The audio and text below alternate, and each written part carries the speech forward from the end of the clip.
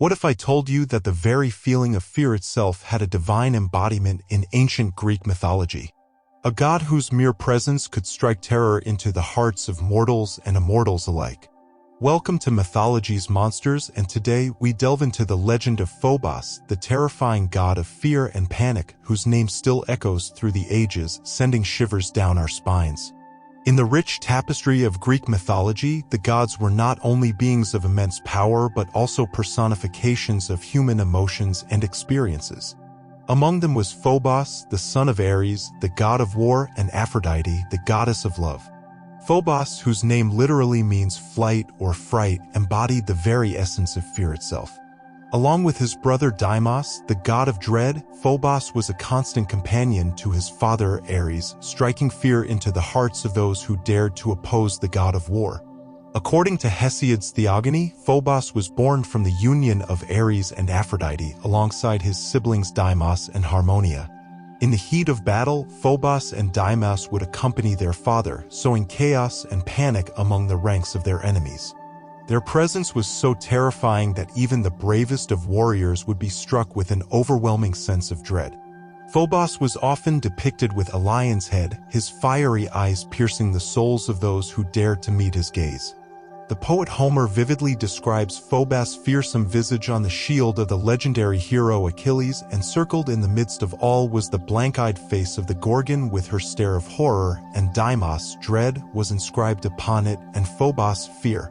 This chilling depiction serves as a testament to the primal terror that Phobos instilled in the hearts of mortals. Imagine facing such a fearsome sight on the battlefield, the ghostly image of fear itself emblazoned on the shield of your greatest foe. It would be enough to make even the most stalwart warrior's resolve falter. The mere sight of Phobos' likeness could have turned the tide of entire battles as soldiers succumbed to the overwhelming dread his presence evoked. Phobos was not merely a physical embodiment of fear but also a psychological weapon wielded by the gods themselves. His very existence was a reminder of the fragility of human courage in the face of overwhelming terror. Yet, despite his fearsome nature, Phobos played a crucial role in the grand tapestry of Greek mythology. Fear was not only a force to be reckoned with but also a necessary component of survival, pushing mortals and immortals alike to their limits and shaping the course of legendary battles. In the Iliad, Homer recounts how Ares himself ordered Deimos, dread, and Phobos, fear, to harness his horses and himself got into his shining armor before charging into battle. This passage highlights the intimate connection between fear, dread, and the brutality of war, with Phobos and Deimos acting as harbingers of the chaos and destruction that would soon follow. One can almost envision the two deities radiating an aura of pure terror, preparing Ares' chariot for the bloodshed to come. The thunderous hoofbeats of the god of war's steeds would have sent tremors of dread through even the most seasoned combatants. But what happened when Phobos turned his gaze towards the gods themselves? Could even the mightiest of immortals withstand the onslaught of pure, unadulterated fear? According to the epic poet Nonnus, even the mighty Zeus armed Phobos and Deimos with lightning and thunder to terrify the monstrous Typhon, demonstrating the immense power these deities wielded over the very concept of fear itself. If the king of the gods saw fit to unleash the full force of Phobos and Deimos against his most fearsome adversary, one can only imagine the sheer dread they inspired. The very heavens would have trembled as these gods of terror unleashed their wrath upon the unfortunate Typhon, raining down bolts of pure panic and dread upon the monstrous foe. And what role did Phobos play in shaping the very fabric of the universe? The ancient Greek historian Plutarch makes reference to a shrine dedicated to Phobos in Sparta alongside temples honoring death and laughter. The Spartans, known for their unwavering bravery in battle, understood the importance of respecting and even revering fear as a force that kept their society together. They recognized that fear was not something to be ignored or overcome, but rather a powerful force that demanded acknowledgement and reverence. By erecting a shrine to Phobos, the Spartans paid homage to the primal essence of fear that lurked within every warrior's heart, no matter how courageous. It was a recognition that bravery was not the absence of fear, but the ability to confront and overcome it. The Spartans understood that fear was a constant companion on the battlefield, and by respecting its power, they could harness it as a tool to sharpen their resolve and hone their skills. This concept is further exemplified in Aeschylus' play 7 against Thebes, where the 7 warriors swear an oath by Ares, by Enio, and by rout Phobos before launching their attack on the city of Thebes. By invoking the name of Phobos alongside the gods of war and destruction, these warriors were paying homage to the inescapable presence of fear that accompanied even the bravest of soldiers into battle. It was a recognition that no matter how valiant or skilled a fighter one might be, the specter of fear would always linger, waiting to strike at the most inopportune moment. By swearing an oath to Phobos, they acknowledged the power of fear and sought to confront it head-on rather than denying its existence. The influence of Phobos extended far beyond the realms of warfare and violence. In Stesichorus' account, Ares' son Kycnos beheaded strangers to build a temple dedicated to Phobos, using their skulls as building materials. This chilling tale serves as a reminder that fear could manifest itself in the most brutal and horrific of ways, even in times of supposed peace. The act of constructing a sacred site from the remains of those who had succumbed to terror was a twisted form of reverence, a grisly tribute to the all-consuming power of fear. It was a macabre reminder that fear could drive even the most civilized beings to commit atrocities in its name.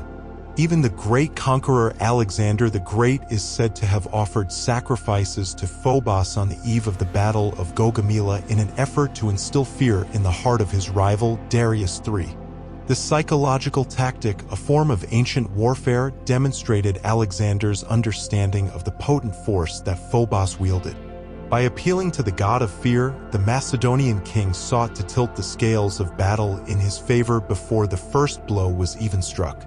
He recognized that fear was not only a weapon to be wielded against his enemies but also a tool to be harnessed within his own ranks, a way to bolster the resolve of his soldiers and strike dread into the hearts of their foes. In the realm of astronomy, the power and influence of Phobos even extended beyond the Earth itself. In 1877, the American astronomer Asaph Hall discovered the 2 moons orbiting Mars and bestowed upon them the names Phobos and Deimos, paying tribute to the Greek gods of fear and dread. The larger of the 2 moons, Phobos, casts an eerie shadow upon the red planet, a constant reminder of the presence of fear even in the vast expanse of the cosmos. As we gaze upon Phobos' celestial form, we cannot help but wonder if the ancient Greeks had an inkling of the magnitude of their mythological creations. Did they foresee their gods transcending the boundaries of Earth and etching their names among the stars? Or was this celestial naming merely a coincidence, a cosmic nod to the enduring legacy of these ancient deities? Even in our modern world, the concept of fear remains a powerful force, shaping our decisions, actions, and perceptions. From the primal fear of the unknown to the complex anxieties of modern life, we all have encountered the presence of fear in one form or another. Think about a time when you were gripped by fear, whether it was a fleeting moment of panic or a persistent sense of dread. How did it shape your thoughts and actions? Could you relate to the ancient Greeks' personification of fear as a divine entity? As we unravel the mysteries surrounding Phobos, we come to understand that even the gods themselves were not immune to the power of fear. In the epic battles between the Olympians and their foes, Phobos played a pivotal role, his presence often tipping the scales in favor of those who could harness the primal force of terror. Yet, fear was not merely a weapon to be wielded but also a fundamental aspect of the human experience, one that has shaped our evolution and our existence since the dawn of time. Could it be that the ancient Greeks, in their wisdom, recognized the profound impact of fear on our lives and sought to give it a divine form, a way to acknowledge and respect its power? Or perhaps Phobos was a cautionary tale, a reminder that even the mightiest among us are susceptible to the grip of terror? The enduring legacy of Phobos in our language and culture, from the naming of celestial bodies to the very word phobia itself, speaks to the lasting impact this god of fear has had on the human psyche. Share your thoughts and experiences in the comments below. How has fear impacted your life, and what insights can we glean from the ancient Greek personification of this powerful emotion? Do you see echoes of Phobos' influence in modern society, or has our understanding and relationship with fear evolved over time? Can we learn from the Greeks' reverence for fear, or has our ability to rationalize and manage our fears rendered such deification obsolete? If you enjoyed this exploration of Phobos, the terrifying god of fear and panic, be sure to watch another video and explore the adventures on screen through the captivating world of mythology.